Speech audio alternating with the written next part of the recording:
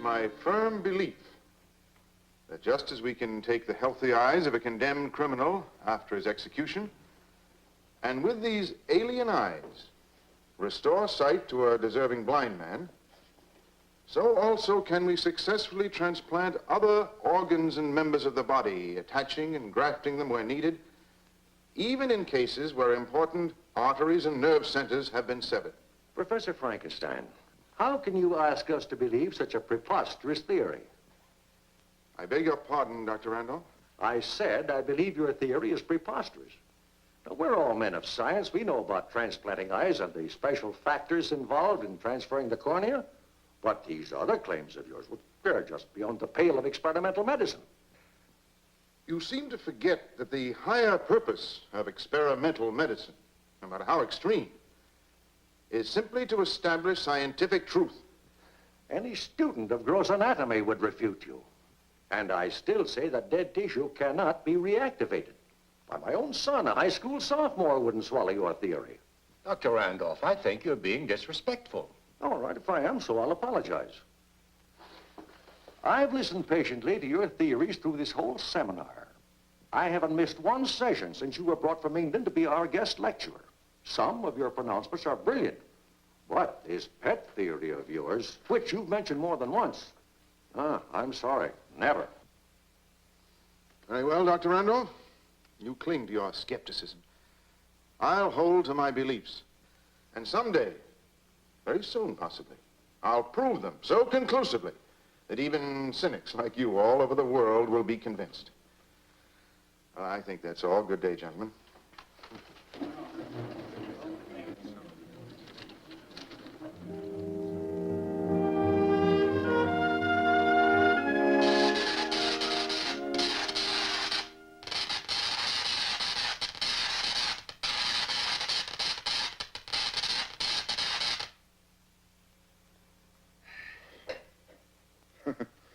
Patience, Dr. Carlton. Did you check the sweet foliage? Probably not. It seems that Dr. Randolph's remarks upset me more than they did you. Weren't you disturbed at such insolence? No. No, as a matter of fact, in some ways, I'm rather grateful to him. He forced my hand. And since you defended me so valiantly, and you're my close ally and fellow worker, our hand. Our hand? Yes. You've always supported me in all my theories in experimental medicine. Now you can help me prove them. How? Dr. Carlton, I plan to assemble a human being using parts and organs from different cadavers. You mean take one person's hand and another's leg? Yes, why not? Simply an intelligent adaptation of the principle of selective breeding. After all, if you breed morons, you beget morons. But when brilliant people mate... There are still risks, throwbacks. I eliminate all risks. I'm carrying the principle of selective breeding one step higher. You mean, of course, under the sponsorship of some medical institution? No. On my own. Right here, my own laboratory. You can't be serious. You don't dare. Don't dare. Don't dare. You know, I'm sure that someone spoke those same words and hurled that same challenge at that great ancestor of mine whose name I bear. And believe me, I'm serious. You see, the knowledge, the know-how, as you Americans put it, is in my blood. It's my heritage. But where Baron Frankenstein created a monster, I shall bring forth a perfectly normal human being, able to walk among normal people undetected. I'll point the way to perfection in the human race. Well, I applaud your ambition and I admire your courage, but when you propose to carry them out, I don't think I can help you. You see, I'm not a doctor of medicine. My degree is in physics. I know all about your qualifications, your research, your studies in X-ray, and that's exactly what I need. I'll provide the surgery. You'll provide the electronics. But you're reaching for the supernatural. To assemble a human being. I shall use only the ingredients of youth, not the worn-out body inhabited by an overtaxed brain. The old are dying, are dead. The whole trend is toward death. But if I'm successful, if I can create out of different parts a youth whom I shall instruct and control, I'll prove that only in youth is there any hope for the salvation of mankind.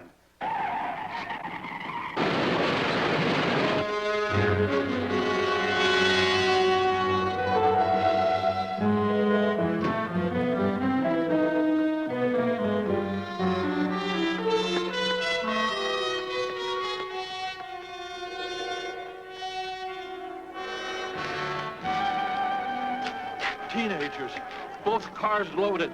Back from a party, I guess. Head-on collision. What a crash. I was right behind them. Jammed my brakes on as fast as I could. Seems to me I saw one kid thrown clear in the air. Over there somewhere. I'll call the police. Did you go over to him? Oh, not me. I can't look at that sort of thing. That kid would bleed to death before the police get here. I think he's had it. Terrible. Terrible.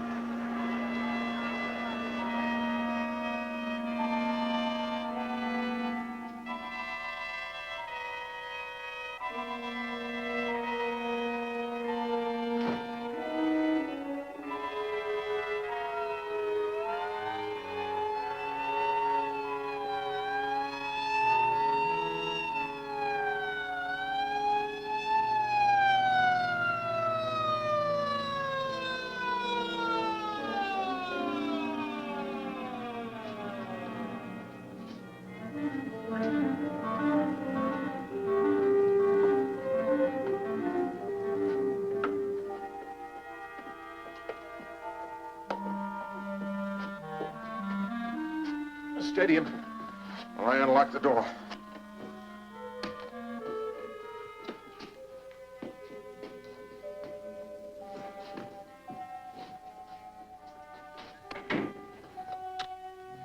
How do you think you'll get away with this? Stealing a body. With both cars completely burned in the crash, they won't be able to check. Stop shaking.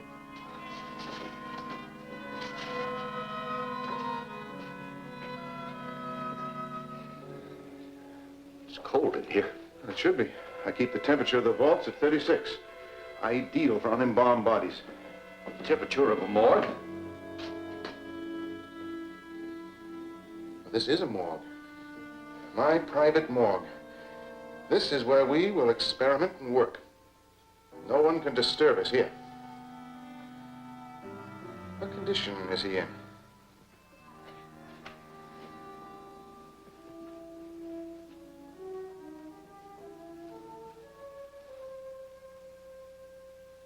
Tell me, what condition is he in?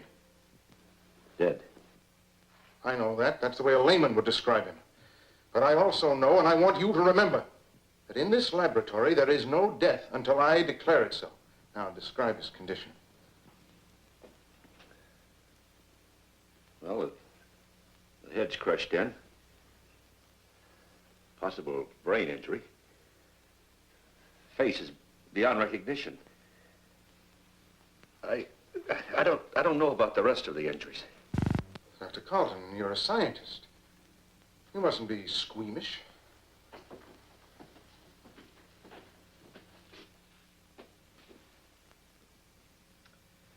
I've seen worse. Anyway, the face is a comparatively simple replacement. If the brain is uninjured. Now, help me store this body for the night. Tomorrow we will begin.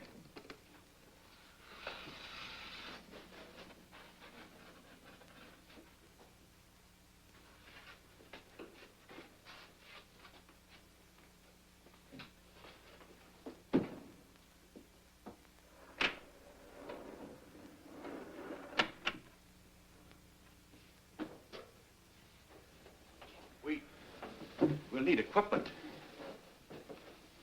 I'm prepared. You mean there are others? Only a few parts. Normal preparation for an experiment that will determine the fate of the world. Electrical equipment also. I've been assembling necessary parts for some time. As a matter of fact, in every city where I've lectured, I've made it a point to purchase one or two things that we'll need. We're quite ready to put everything together for our experiment. Professor, perhaps you'd better try and find another assistant. I don't think I have the stomach for this. Dr. Carlton, don't underrate yourself. I'm the best judge of your qualifications. I need you. And you need me. After all, that other experiment that you assisted me in about a month ago made you my ally. Of course, I could use another and uglier word, accomplice, but I won't. But when you started that, I didn't know. You made me believe that you were writing a book. Now you know I wasn't. And remember, it's too late to retreat. Now, I don't want to hear anything more about it. We're in this together.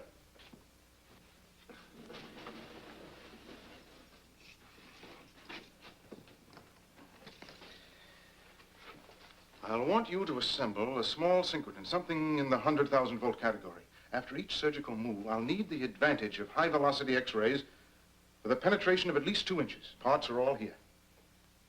You do as I say, and you will share in the greatest experiment science has ever made. Well, Carlton, I think we'd better go and change our clothes for the party.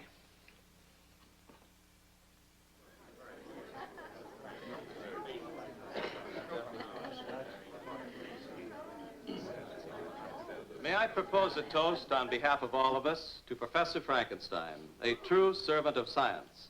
And may I add that we'll miss his stimulating lectures when he has to return to his native England.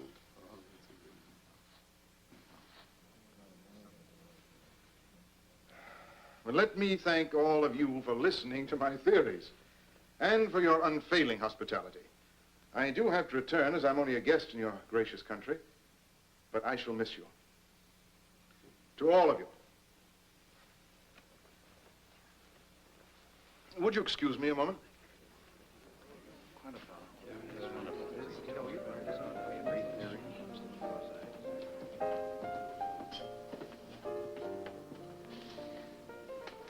Margaret, you didn't join in the toast. Well, I couldn't. It would be saying goodbye. I'm just not up to that yet. You know, there are many things I admire about you. Perhaps your honesty, most of all. You know I'm going to miss you. As your nurse? No, as a devoted friend. That's not enough. Or am I being too honest? You're being true to yourself and your sex. You know perfectly well. Science has proved conclusively that in all forms of life, the female pursues the male. Do you enjoy being pursued? By you, yes, especially when I'm caught. What do you mean? I mean, well, it isn't easy for a scientist to disassociate himself from his work. And that's why I thought that we could work together closely so that soon we might be together. I'd like that. Margaret, in the next 2 months, before my visa expires, I'm going to be engaged in the most important experiment of my life. You could help me enormously, more than I could ever repay, by becoming my assistant. Of course, I realize that would mean you'd have to give up your nursing post at the university hospital. You mean a temporary leave? Why temporary? I'm a man as well as a scientist. When my experiment is completed successfully, we could go back together. If you'll have me. You know, they tell me the Queen Mary's an ideal setting for a honeymoon. Oh, darling. Of course I accept. I want you to keep all disturbing factors away from me. Answer phone calls, mail, put off visitors, interviewers' requests for articles and periodicals and so forth, and postpone all my appointments. I want to see no one but my associate, Dr. Carlton. And of course, you. I'll be the best watchdog you ever had. Of course, I'll have to give up my room at the hospital. Well, I suggest you move in here. You could have a wing to yourself, and Mrs. Dietrich, the housekeeper, would be the chaperone. If we feel we need one. Sounds wonderful. I'll move in tomorrow.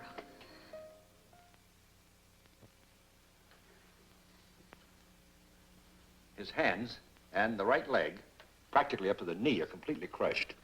You'll have to amputate. Yes.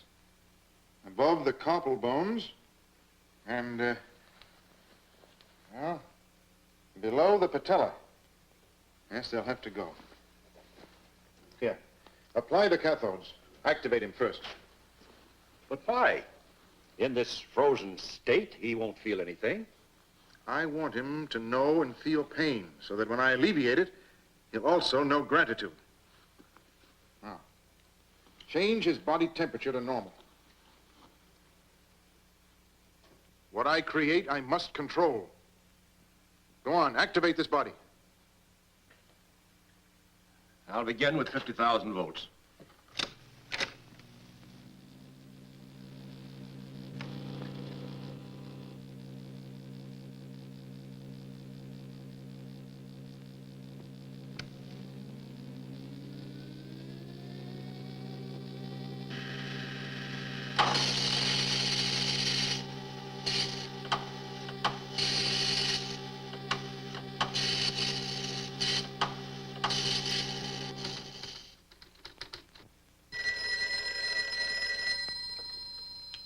Professor Frankenstein's residence.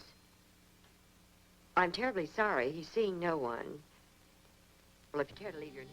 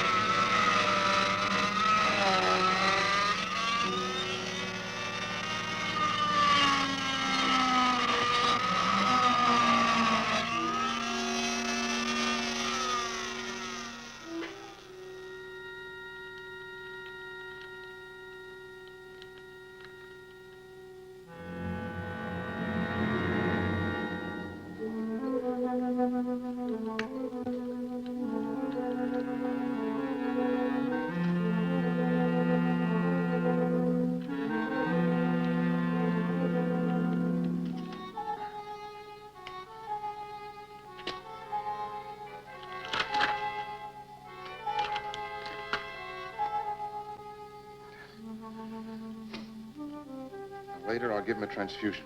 I'll select the blood myself. How are you going to dispose of those? You can't bury them or burn them. There's always danger of discovery.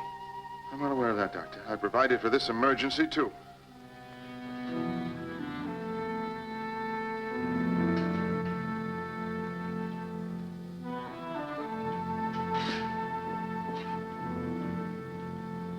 Come here.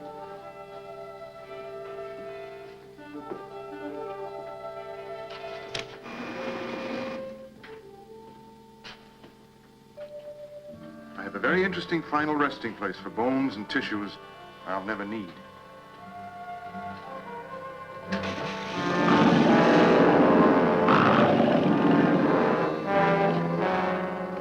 Now I have to get 2 hands and a right leg. Believe me, I'll see to it that the replacements are an improvement over the originals.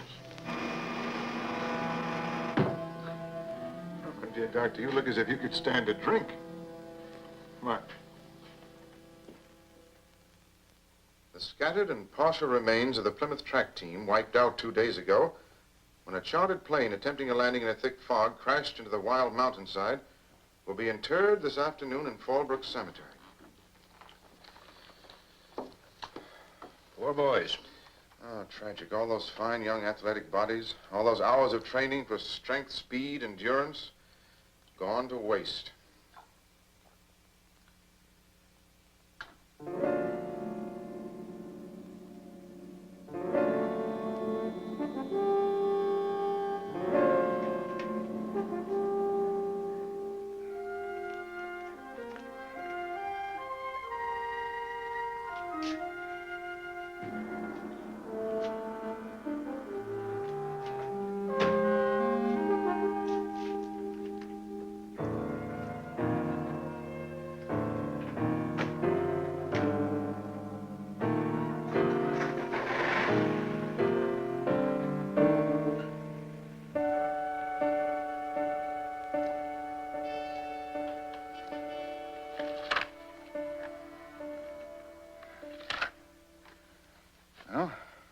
rather neat.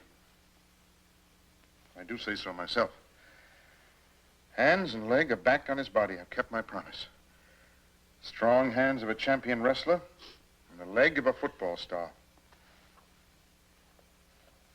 There. Now, you've got a great deal to thank me for, my dear boy. With the special healing fluids and the vital rays, his bones should knit in a day or two. What is impossible for others becomes a daily event for you. I'm delighted to impress you. Now, help me put him back.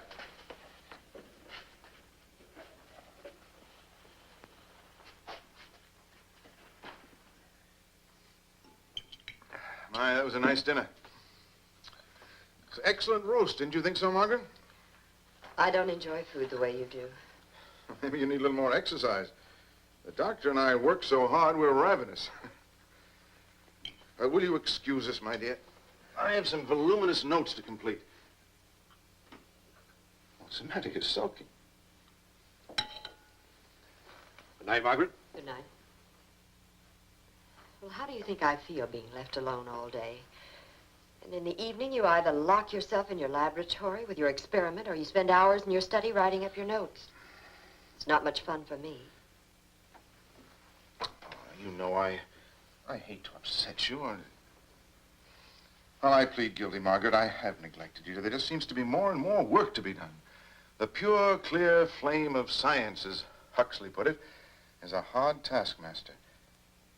But tonight, I'll put it behind me. Tonight, I'm yours to command. Now, what would you like to do? Anything, just to get out, to be with you, alone. A cinema? Or a drive. That's it. A nice, long drive. We can talk. And make plans. And relax.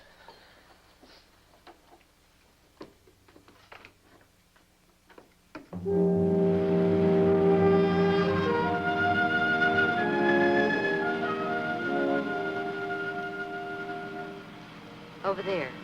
Let's park and just look at the view and talk.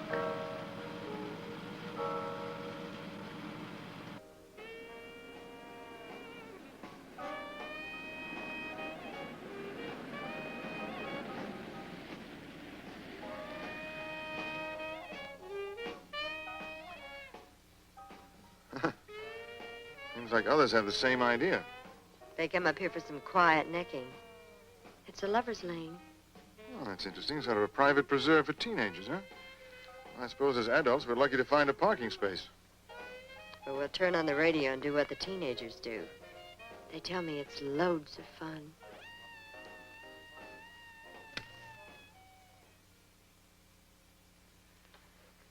Good morning, my boy.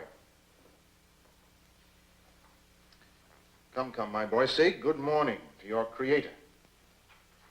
Speak. You've got a civil tongue in your head. I know you have, because I sewed it back myself.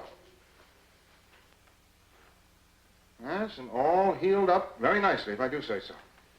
Perhaps, Professor, it's too soon for him to speak. Nonsense. With all the surgical skill and the vital rays lavished on him, he should talk like a congressman at a filibuster. Now, come on, my boy.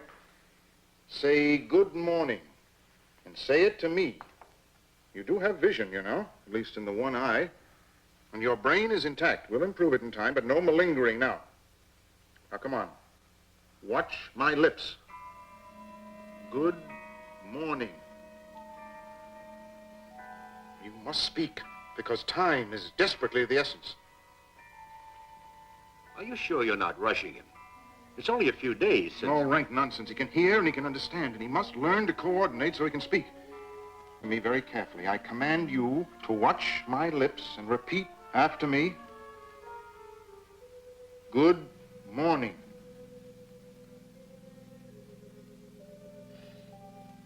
Good morning.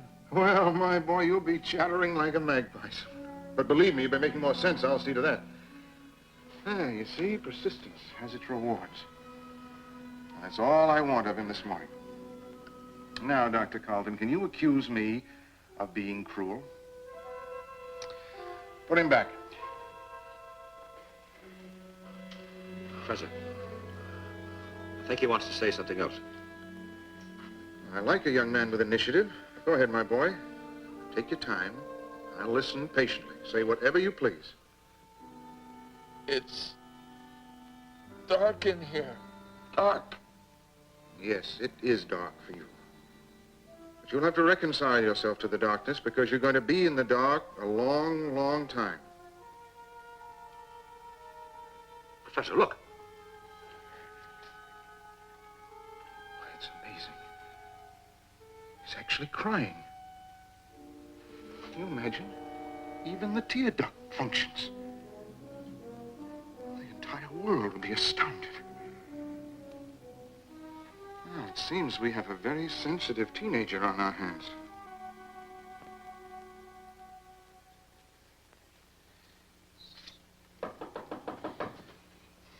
Come in. I can't. The door's locked.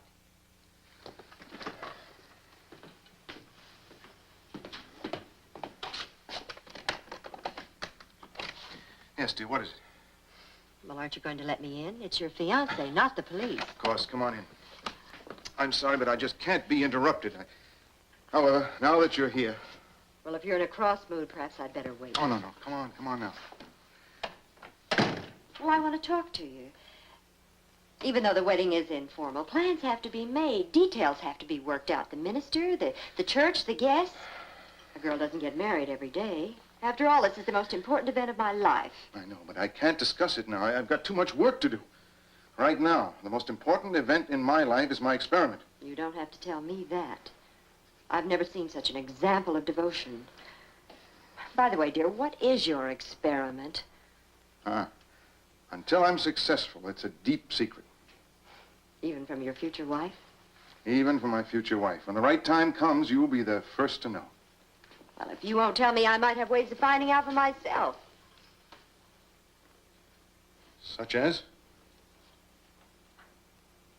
What ways? Tell me! Answer me!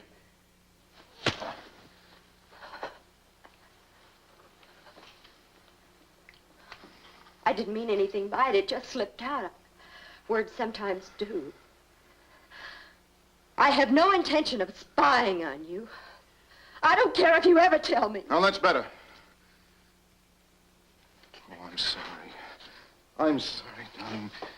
Forgive me. I know this experiment must be getting on my nerves. But you understand a scientist's devotion to duty. I'll be finished soon. And we'll be married and off on our honeymoon.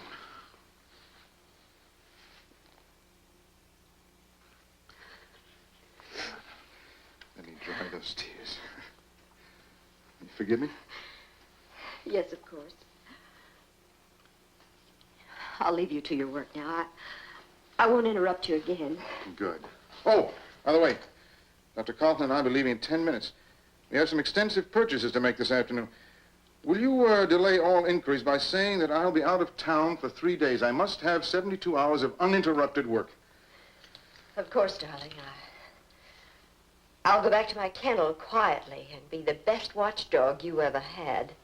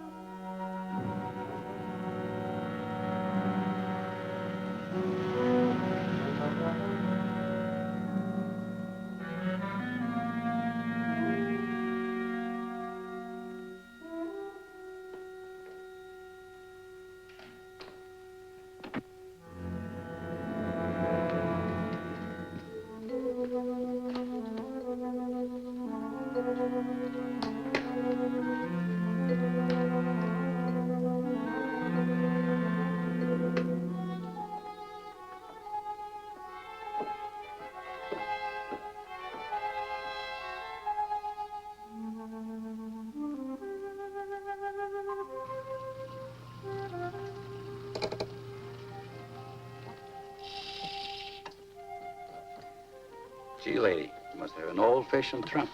I never seen a key like this since I left the old country. Thank you.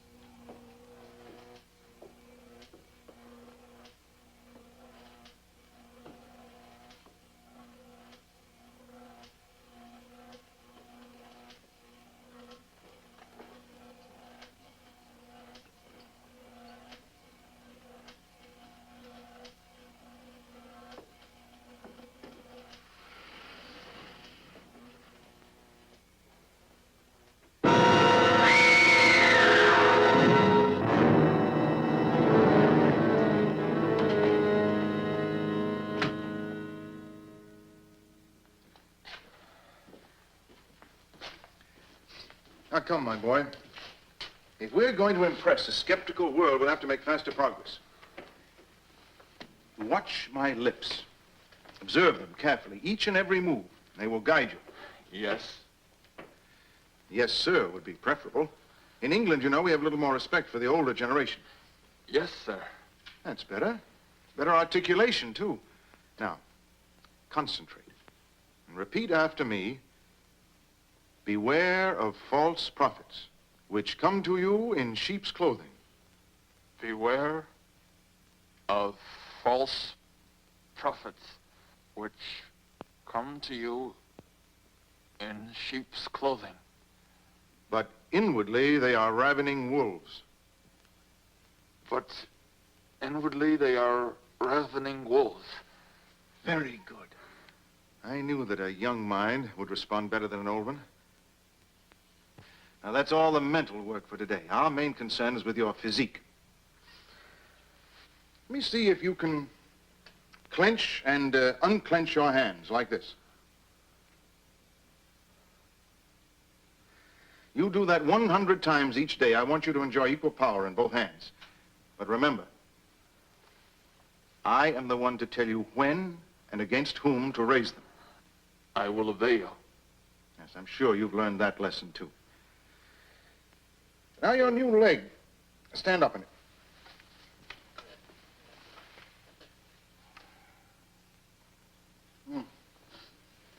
It's quite satisfactory. Sit down. I want you to exercise that leg, too, the way I showed you. Understand? It's very important to keep the blood flowing smoothly in order to ensure proper circulation.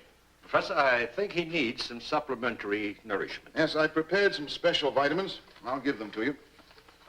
I'm going to leave you with Dr. Carlton now. He'll give you some electrical treatments and feed you. You do as he tells you. And tomorrow I'll set up some exercise equipment for you.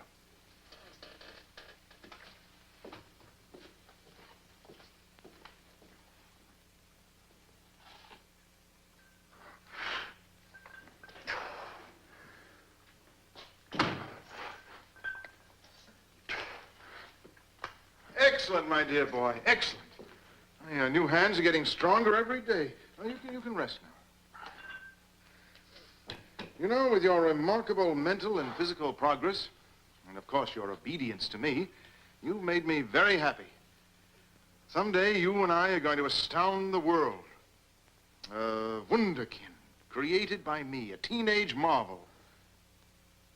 What's the matter? Aren't you pleased with all this? You are happy. But I am not. Why? Because you make me live down here. When will I walk among people? Don't badger me. You keep asking that question again and again. You will walk among people when I feel the time is right. When will that be? Never? You dare question me? I want to know. Why not now?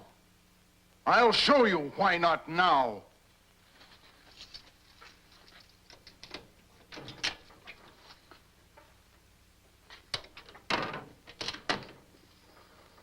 Turn around.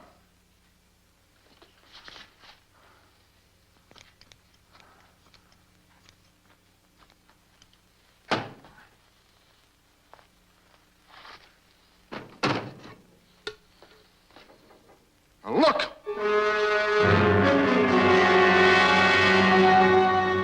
Now you know. But I don't want to be locked up. In that case, I'll leave your face the way it is. I'll make sure you don't leave until I'm prepared to give you a new face. Look again, my boy. You'll be glad to stay here until I make you fit to go among people.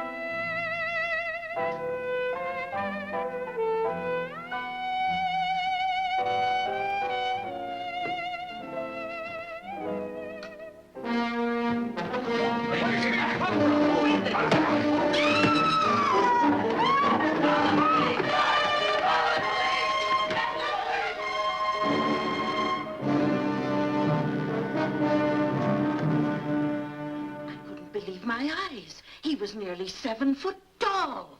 No, he was shorter, but built solid. Broad shoulders, heavy arms. His face, what there was of it, 'twas terrible, terrible. If you ask me, he wore a mask, like those guys who hold up supermarkets. Well, one thing for sure, he was strong. He hit me like I was a baby. I've never been hit so hard. Have any of you ever seen him before, hanging around here, prowling? No, never. Never, and I hope I never see him again. All right, folks, the alarm is out. He can't get too far. We've got the street blocked off. We'll make a check of all the houses in the neighborhood. Now, why don't you all go back to bed and get some sleep? Now, be on the safe side. Make sure all your doors and windows are locked.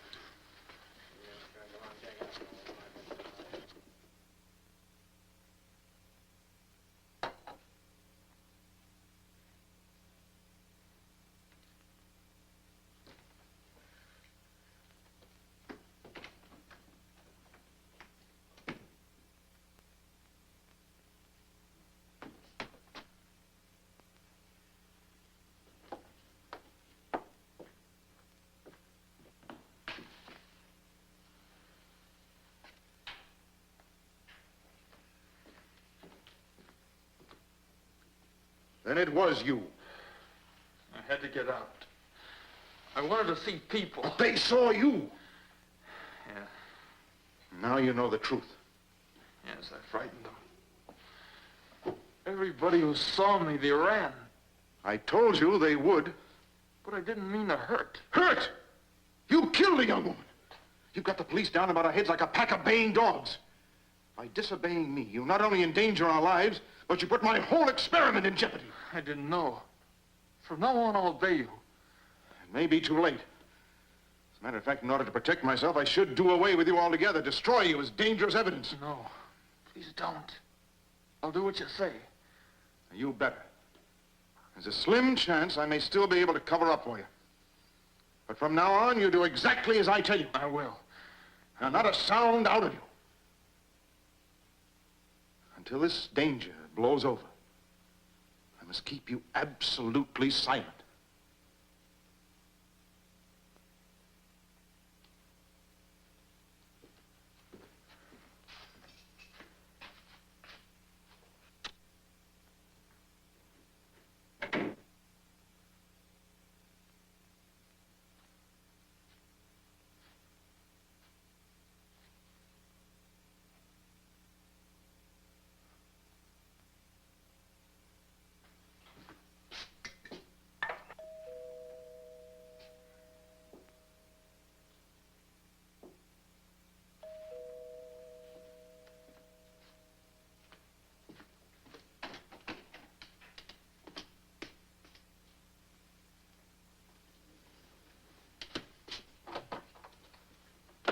What can I do for you, gentlemen?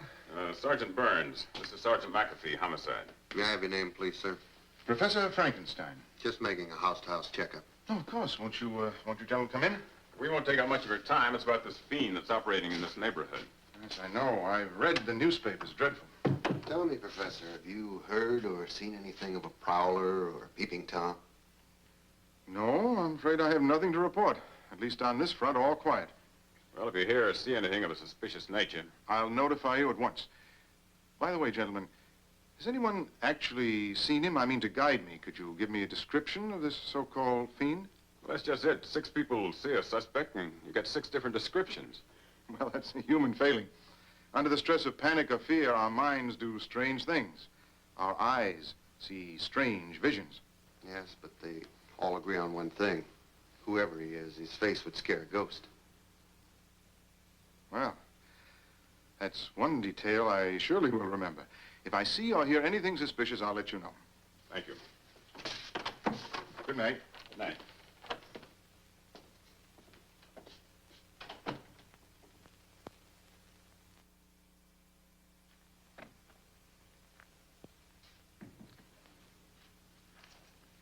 Margaret, who is this man? Oh, darling, this is Mr. Saxton. He's from a jewelry company. Saxton and Sons. We're the oldest firm. What's he doing here? Well, I asked him to come. But the big day drawing close. Come on, dear. I need your help to select an engagement ring and a wedding band. We have some excellent sets, sir. Won't take but a moment to show them to you. Now, that 3-carat square cut, without a flaw, the one your fiancé is wearing, with wedding ring to match. We call that set Joy in Mayfair. Why, all the very best people are buying it. I don't care what the best people are buying. Beauty calls to beauty, and your pretty fiancée should have the very best. Don't you tell me what my fiancée should or should not have. Get out.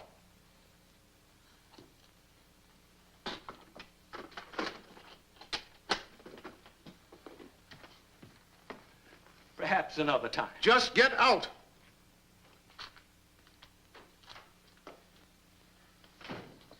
Now, Margaret, I suppose to make me feel guilty, you're going to burst into tears. I'm too furious to cry. You know I gave strict orders not to be interrupted. And today of all days, when I've already lost precious time. I thought the great man could spare his fiancée a few moments. And you know I do not allow strangers in this house. Well, he's nothing but a harmless salesman. He didn't come in here with a tape measure or a magnifying glass and fingerprint powder. I don't care. I don't want any strangers in this house. Why? Are you hiding something? What do you mean by that? I mean that I know you are hiding something. You explain yourself. I don't know what you're trying to prove or how, but I saw your great scientific experiment. I saw your monster. You actually saw him? Yes, in the vault in the cellar, where you and Dr. Carlton work so feverishly day and night. Yes, I saw him. How did you get in? I took an impression of the lock and had this key made. Well, I must say, my dear, you certainly are resourceful. I reasoned it out, and I came to the conclusion you didn't want to marry a fool, a puppet who would simply obey you blindly. I had the feeling I had the right to know what you were doing. I'm not brilliant, but as your future wife, I felt I should know what you were striving for. To help me to understand you better. Perhaps love you better. For better or for worse, darling, I do love you. You know, Margaret, I don't deserve you. I'm glad you found out for yourself. I like that quality in you, initiative. It sets you apart from other women. In time, I would have told you about my secret, but you've convinced me that it's better that you know now. Don't worry, darling. Your secret's safe. Now 2 of us are guarding it. How well you put it. I'm not worried. I trust you more than any human being in the world. I can't tell you yet just what the master plan is for what you call the monster. Perhaps if I'd known, he wouldn't have frightened me. Well, he won't anymore. You must think of him as a creation of science, like a machine. Now, you wouldn't be afraid of a machine, would you? No, of course not. In the meantime, I think we should both be grateful to the monster. If possible, he's brought us even closer together. I love you. I don't need to tell you how I feel about you. Oh, I'm ashamed of myself. My bad manners, my lack of consideration for you. Here you are, darling. Now, you take this down to the jeweler and buy that matched set. What was it called? Joy in Mayfair? And you just fill in the amount. And tonight at dinner, I want to see you wearing the engagement ring. All right, darling. Oh, do you still want me to keep the key to the vault? Well, of course you keep it. Just another proof of my trust.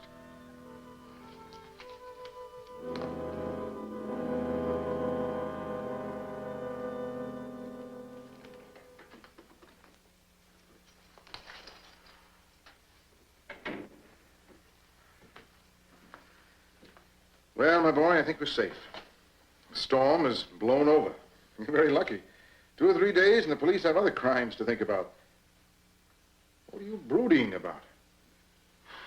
Keep thinking of the day when I can go out and be among people, and they won't run away from me. The day when I'll have my new faith. Well, actually, I was planning to begin on that tomorrow. You were? Please do. Please.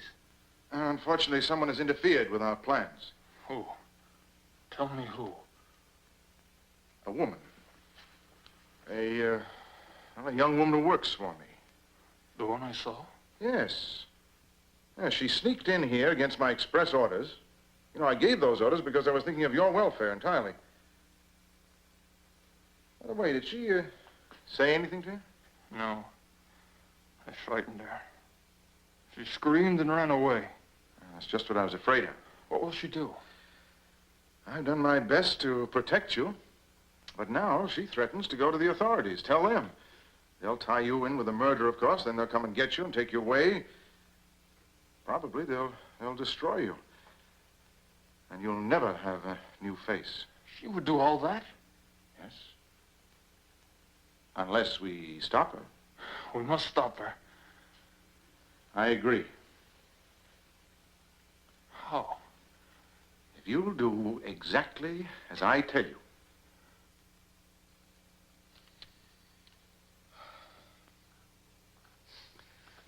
Darling, I'm afraid I'm going to need your help.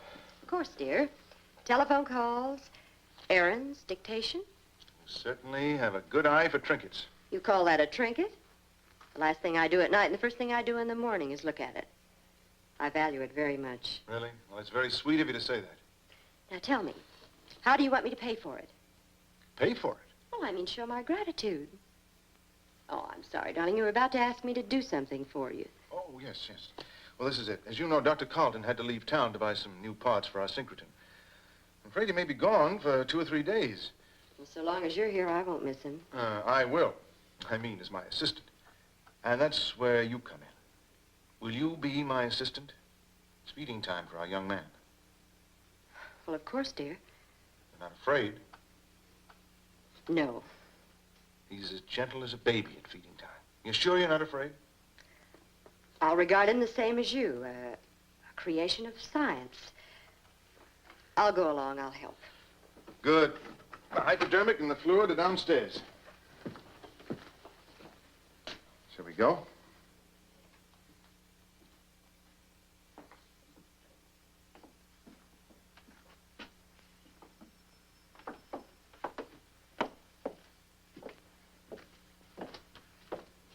Go ahead, my dear. You open the door. Use your own key, the one you so ingeniously had made.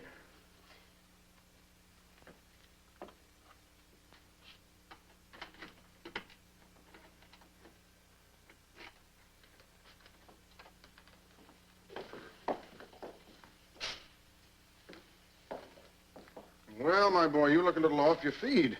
But I'll wager we'll soon change that, eh, Margaret? Would you get the hypodermic, dear? It's right there. It's sterile. Sit down, Margaret. Now, we have to find just the right spot at the vein.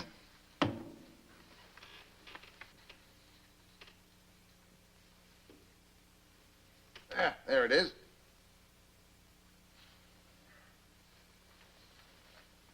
Don't worry, I won't hurt you.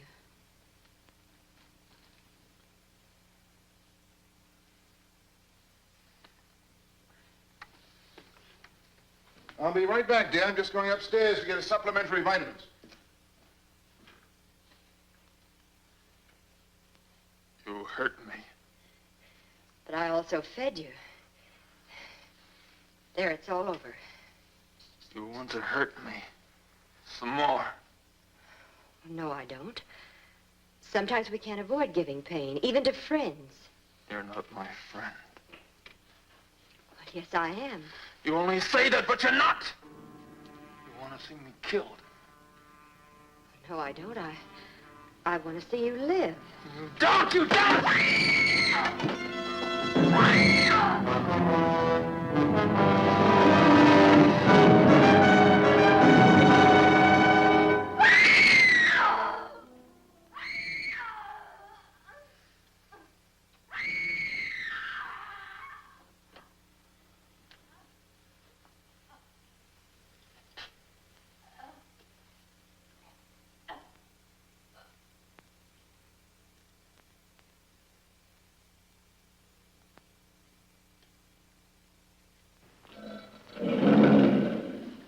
Poor Margaret. You've done your work well. You've earned your reward. My new face? Exactly. Tonight, I'm going to lead you out of this darkness. We'll go among people. Discreetly, of course. You'll be able to pick the face that pleases you. Then it will be yours.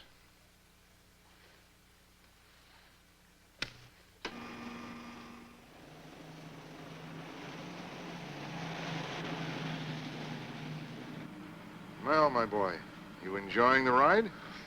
Night air is stimulating, isn't it? I like to breathe, but I'm afraid to be in a car. Well, that's natural. You were killed in one. The memory of that crash was embedded in your brain. Will I always be afraid? No, you'll get over it. You're young. And after I've grafted on your new face, life for you will really begin. You mean that after you give me another face? New impressions will crowd in, one on top of the other. Life will become fresh and exciting.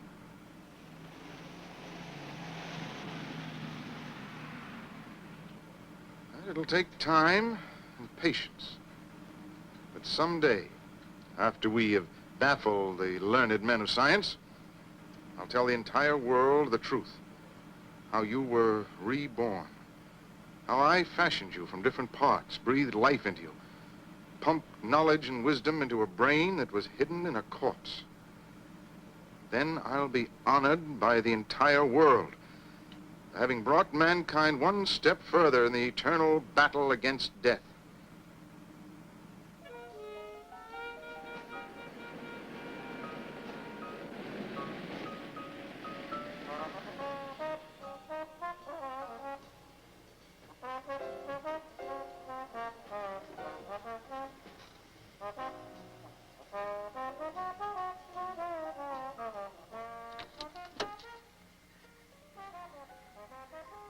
Saw that young man's face? He's rather handsome, I thought. Even drugged by passion, it has brightness, intelligence. Does it meet with your approval? I'll be very quiet.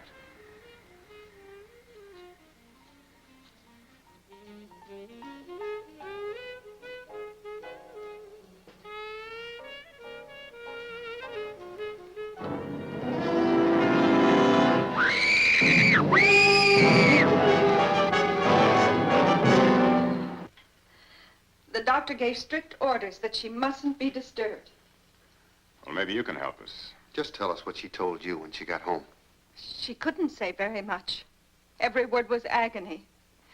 Just that she suddenly saw this monster, this unknown thing through the car window. He had only one eye and not much face. And he just looked at Bob. Then she screamed and fainted. She heard no more, saw no struggle? When she came to, Bob was gone. The keys were still in the ignition. How she was able to drive home, I'll never know. But she stumbled in, panicked, and screamed until the doctor gave her a sedative. Well, has she said anything since? Only the boy's name. She keeps moaning, Bob, Bob.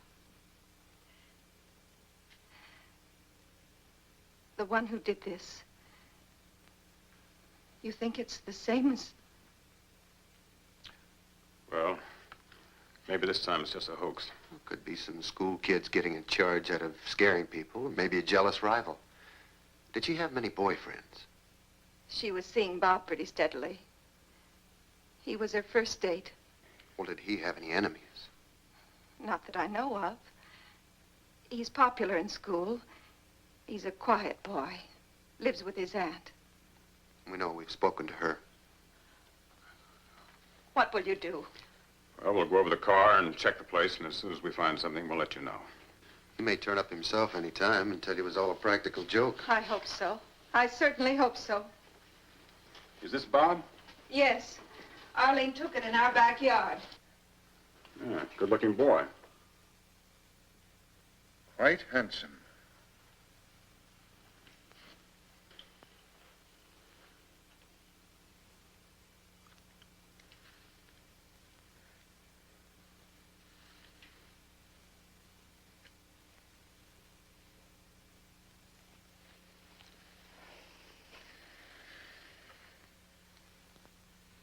Quite handsome.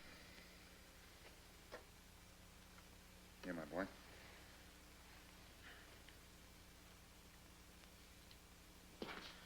Well, all the new equipment is in the trunk of the car.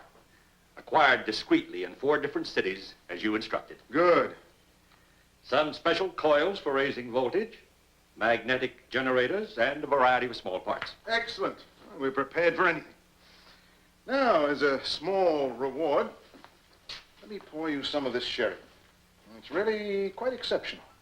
Superbly dry. A caress to the palate.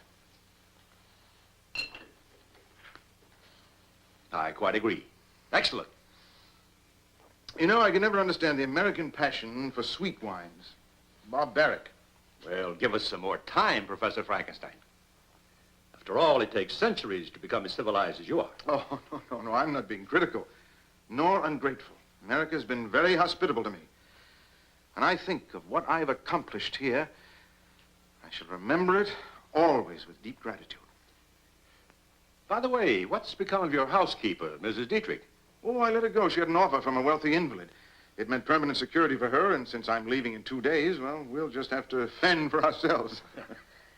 And while I'm asking questions, and I hope this isn't indiscreet, where's your fiancée? Margaret is, gone. Disappeared. Ah, perfidy. Thy name is woman. Quit me cold. After I'd stolen precious hours away from the experiment to select this for her, an engagement ring. It was rather expensive, too. It's a pity. You mean she just up and disappeared? Packed up all her things, secretly. Left me rather a bleak note, something to the effect that our marriage just wouldn't work out.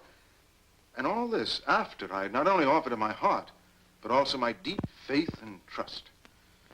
Did she go back to the hospital? No, I telephoned there immediately. I hoped I might be able to persuade her to change her mind, but, well, she just disappeared. Well, I suppose it's understandable in a way, and very embarrassing for her to have to admit that she'd given her heart even briefly to the wrong suitor. But isn't that the way of women? They make us poor men suffer for their blunders. Well, Doctor, in time my heart will mend, but now I must lose myself in my work. I must devote myself to science and research to the exclusion of all other interests. I suppose it's the only thing left. I think you'll agree with me when I show you what I've accomplished. And believe me, this is far more significant than the flight of a silly, emotional girl. This has to do with our young man. Something's happened to him? I would say so. Early this morning, before your arrival, I helped him off his table and gave him his mirror. Now, if you'll come down with me, you'll be the first to see his new face. New face? But how? Where did you Oh, come now, Doctor. Why burden yourself with unnecessary details? After all, we're both interested in the same thing, results. You come and look. I think you'll realize that we're practically at the end of our experiment.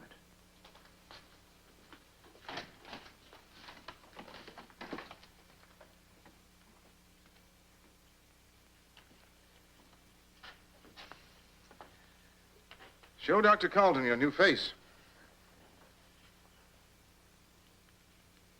Amazing. Absolutely amazing. Why, when the stitches are out, he'll pass for a normal, quite attractive teenager.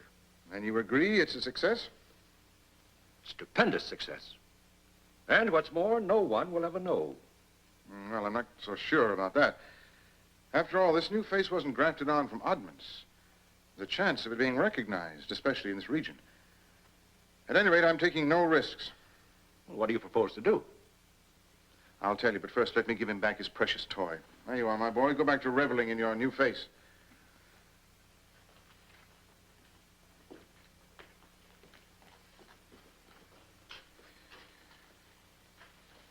I'll tell you what my plans are. Actually, our plans. We're going to take him to England. It'll be much safer to launch him there. But how? You need a passport, identity, a name, and assuming that you can safely prove all those, you can't keep him locked up in the cabin for the whole voyage. And after we land, customs, immigration, well, we'll come up against all kinds of questioning authorities. Oh, you do run ahead, my dear Carlton. Now you do run ahead. Those packing cases over there are stamped electrical apparatus. Actually, that's what they will contain. The parts you just purchased and the rest that we dismantle. They seem large enough. Larger. Each one of those cases has a false bottom. I don't think I quite understand. I assembled him, didn't I? I disassemble him here, preserve the parts, and later, in England, I reconstruct him. In my London laboratory, I have the same facilities, the same equipment, and the same assistant, you. Can't do that. It's too inhuman. I can't be a part of such a fiendish plan. You can and you will. You've got no choice. And actually, there's no time to be lost.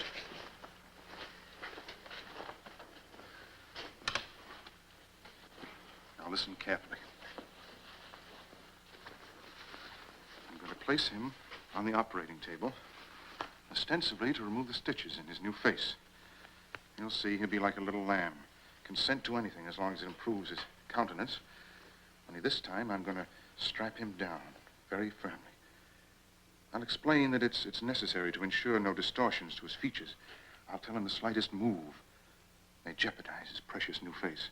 I assure you he'll cooperate like an angel. After I've got him strapped down, I want you to inject a double quantity of sodium pentothal. And then he'll feel nothing. My dear Dr. Carlton, in 3 days, you and I will be walking the deck of the Queen Mary, enjoying the ocean breezes, the company of charming passengers, and relishing the holiday we so justly deserve. Go ahead. Prepare for the operation and get the hypodermic ready.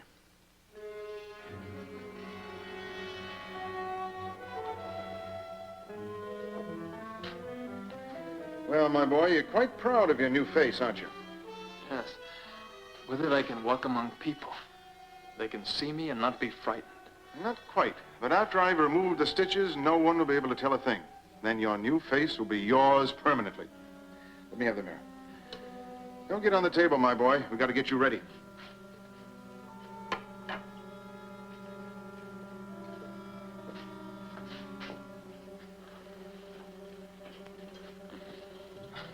This won't take long. It'll be quite painless.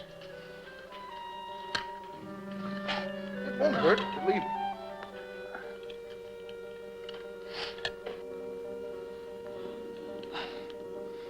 Go ahead, give him the pentothal. No, I don't want that. I know what's best for you. No, you want to hurt me. Go ahead, silence him, fool. His arm's not steady. No, you won't.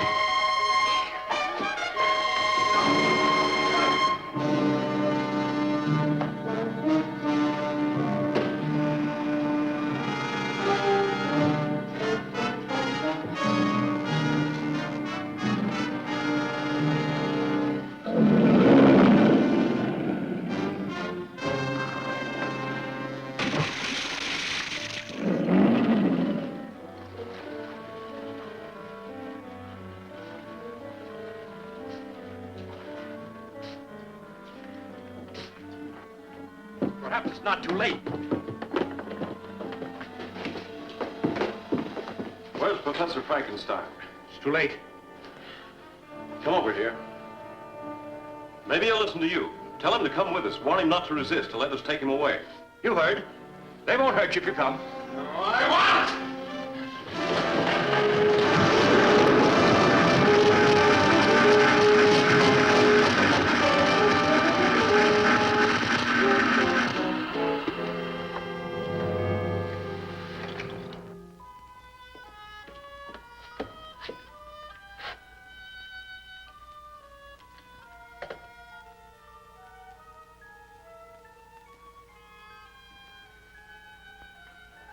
I'll never forget his face after the accident. Never. Thank you.